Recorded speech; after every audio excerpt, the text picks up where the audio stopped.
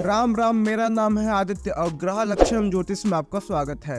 और ये है वैदिक ज्योतिष का तीसरा और आखिरी भाग। इसके पिछले दोनों भागों का लिंक डिस्क्रिप्शन में है। इस वीडियो में हम वैदिक ज्योतिष की एक्चुअल फिलॉसफी इत्यादि के बारे में जानेंगे।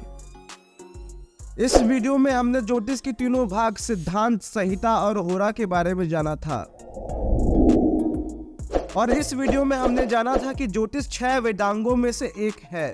इन 6 वेदांगों की उत्पत्ति मुख्य रूप से इसलिए हुई थी कि साधारण व्यक्ति भी वेदों को अच्छी तरह से समझ पाए। इन 6 वेदांगों में कल्प और ज्योतिष के बारे में थोड़ा डिफरेंस समझ लेते हैं। देखिए, कल्प को आज के जमाने का कर्म कांड कह सकते हैं। इसमें वह सारी विधियां मेंशन होती हैं जो पूजा, यज्ञ, अनुष्ठान इत्यादि करने के लिए जरूरी हैं। और आप सब लोग जानते ही हैं कि ज्योतिष का उपयोग किस लिए होता है। देखिए, यदि एक नॉर्मल व्यक्ति की पर्सपेक्टिव से देखें तो वो हर कर्म कांड करने वाले ब्राह्मण को ज्योतिषी मानता है और यही आम व्यक्ति मात खा जाता है। सपोज करिए ये दोनों सब्जेक्ट्स फिजिक्स और केमिस्ट्री की तरह हैं। देखिए, फिजिक्स और केमिस्ट्री का एक दूसरे से संबंध है, बट इतना भी नहीं कि एक केमिस्ट्री का प्रोफेसर फिजिक्स के बारे में डीप नॉलेज रखता हो और एक फिजिक्स का प्रोफेसर केमिस्ट्री के बारे में डीप नॉलेज रखता हो।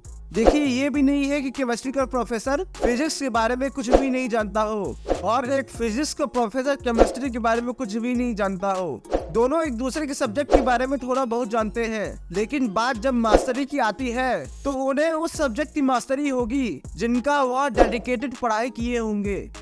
इसी तरह कर्मकांड और ज्योतिष भी है। इन विषयों का अध्ययन करने वाले एक दूसरे के बारे में थोड़ा बहुत जानते हैं, पर एकदम डीप नॉलेज नहीं है उनके पास। अब कल्प और ज्योतिष अपने आप में ही 2 समुद्र है। कोई व्यक्ति अपने जीवन में एक समुद्र को पार कर ले, यही बहुत है। 2 समुद्रों की बात तो छोड़ ही दीजिए। अब मैं ऐसा भी नहीं कह रहा हूँ कि हर कर्म कांड करने वाला व्यक्ति अच्छा ज्योतिषी नहीं होता। देखिए, मैंने ऐसे भी लोग देखे हैं जो कर्म कांड में भी बहुत अच्छे हैं और ज्योतिष के क्षेत्र में भी बहुत अच्छे हैं, परंतु ऐसे लोगों की संख्या जाहिर सी बात है कि बहुत कम होगी। देखिए, कुछ महीने पहले मुझे कर्म कांड करने वाले ब्राह्मणों के साथ 1 सप्ताह रहने का मौका मिला। They are good peoples. मुझे उनसे बहुत कुछ कर्म कांड के बारे में सीखने को मिला। उन्होंने भी मुझसे ज्योतिष के बारे में कुछ कॉन्सेप्ट क्लियर किए। मुझे उनसे पता चला कि उनकी 6 साल की लगातार कर्म कांड की डेडिकेटेड पढ़ाई होती है। 4 वर्ष शास्त्री और 2 वर्ष आचार्य, और उनके सिलेबस में ज्योतिष का मेंशन बहुत लिमिटेड है। देखिए, आप लोगों में से बहुत सारे लोग कुंडली मिलवाने के लिए मंदिर के पंडित के पास जाते होंगे कि पंडित जी कुंडली मिला दीजिए, और वह सिर्फ 36 गुण मिलान को देखकर ही सारा फैसला करते हैं। और जब आप ज्योतिष के बारे में डीप में पढ़ेंगे तो आपको पता चलेगा कि 36 गुण यानी अष्टकूट मिलान के अलावा भी ऋषियों ने बहुत सारे इनडायरेक्ट मेथड दिए हैं जो मैच मेकिंग के लिए जरूरी होते हैं। देखिए, अब इनमें इन कर्मकांडी ब्राह्मणों की भी कोई गलती नहीं है। इन्हें इतना डीप में पढ़ाया ही नहीं जाता। मैंने उनसे यह पूछा कि आपके पास कोई ऐसा तरीका है जिससे यह पता लग सके कि यदि हम कोई अनुष्ठान इत्यादि कर रहे हैं तो उस अनुष्ठान इत्यादि को ईश्वर ने स्वीकार किया है कि नहीं। तो मुझे पता चला कि इन्हें इस बारे में कुछ जानकारी है ही नहीं कि ऐसी भी कोई पद्धति होती है दुनिया में। चलिए, अब ज्योतिष की मूल फिलॉसफी के बारे में थोड़ा चर्चा कर लेते हैं। देखिए, ज्योतिष का सीधा सा मतलब है ऐसी ज्योति जिससे सब कुछ दिखाई दे, ऐसी ज्योति जिससे वह भी दिखाई दे जिसे दुनिया ना देख पा रही हो। एक आम व्यक्ति की दृष्टिकोण से देखा जाए तो उसे यह लगता है कि ज्योतिष इज अ प्रिडिक्टिव साइंस, अर्थात ज्योतिष का यूज केवल प्रिडिक्शन करने के लिए होता है। अर्थात नौकरी कब मिलेगा, पैसा कब आएगा, शादी कब होगा, बच्चा कब होगा इत्यादि। ज्योतिष is not a predictive science, ज्योतिष is corrective science. It's all about karma correction. ज्योतिष वह शास्त्र है जिसकी सहायता से हम अपने अंदर झांक सकें, सेल्फ रियलाइजेशन कर सकें कि हमें क्या करना है, क्या नहीं करना है। क्या करना है ये तो छोड़िए, बस इतना ही पता चल जाए कि हमें क्या नहीं करना है जीवन में, तब भी जीवन सुधर जाए। चलिए, मैं एक एग्जाम्पल आपको दे देता हूँ। आप लोगों में से जो लोग एस्ट्रोलॉजी के बारे में थोड़ा बहुत जानते होंगे उन्हें ये पता है कि हमारी कुंडली का फर्स्ट हाउस हम खुद है और 7th हाउस हमारा वैवाहिक जीवन। अगर हमारी कुंडली में फर्स्ट हाउस में शनि, मंगल जैसे कोई क्रूर ग्रह बैठे हों तो वह अपनी 7वीं दृष्टि से सप्तम भाव पर प्रभाव डालेंगे और शनि मंगल की दृष्टि अच्छी नहीं मानी जाती।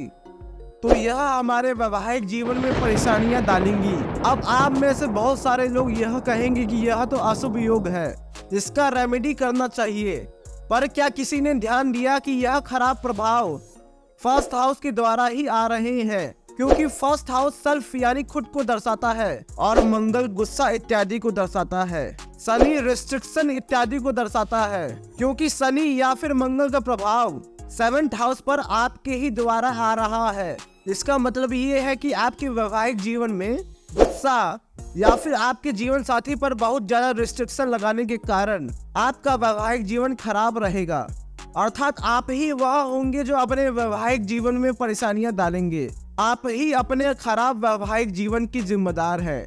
इस योग का मतलब यही है, ये नहीं कि शनि मंगल आसमान से आकर आपके वैवाहिक जीवन में परेशानियां डालेंगे।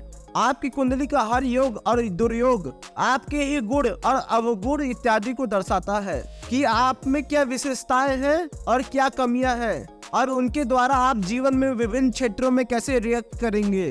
अब कुछ लोग कहेंगे कि इसका रेमेडी क्या है? रेमेडी तो बाद में करिएगा, सबसे पहले सेल्फ रियलाइजेशन तो करिए, अपने आप को तो सुधारिए। देखिए, व्यक्ति अपने जीवन में बहुत सारी गलतियां अनजाने में करता है। यदि उसे यह पता चल जाए कि उसकी इन चीजों के कारण यह परेशानियां आ रही है या फिर आने वाली है, तो वह शायद इस पर कंट्रोल कर सकता है। ज्योतिष is all about karma correction. ज्योतिष is all about self realisation. ज्योतिष is mainly preventive science, not just a remedial science.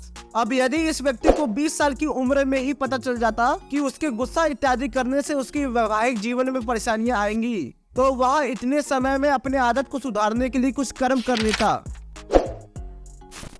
Patanjali योग सूत्र के 2nd चैप्टर का यह लाइन मुझे बहुत पसंद है, हेयम दुखम अनागतम, जिसका मतलब है resolve the problem before it's arrival. अर्थात दुख यानी समस्या के आने के पहले ही उसका निराकरण कर लीजिए।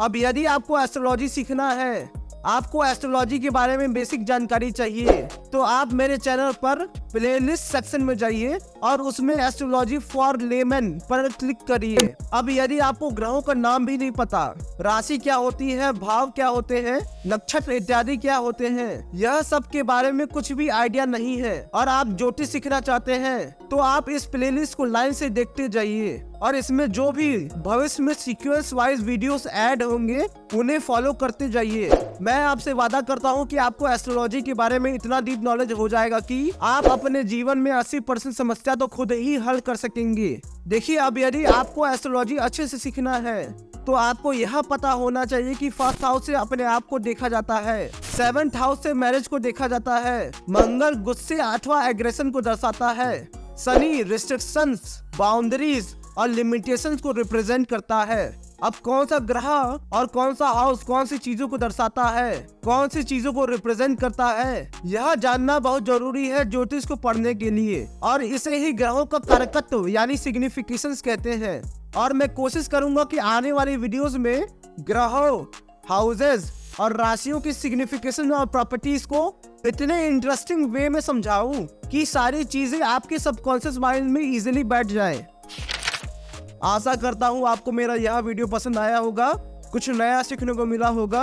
अब यदि आपको मेरा यह वीडियो पसंद आया है तो मेरे इस वीडियो को लाइक और शेयर करिए, मेरे चैनल को सब्सक्राइब करिए और बेल आइकन भी दबाइए। अब चलिए मिलते हैं किसी और एनिमेटेड वीडियो में। जय श्री राम।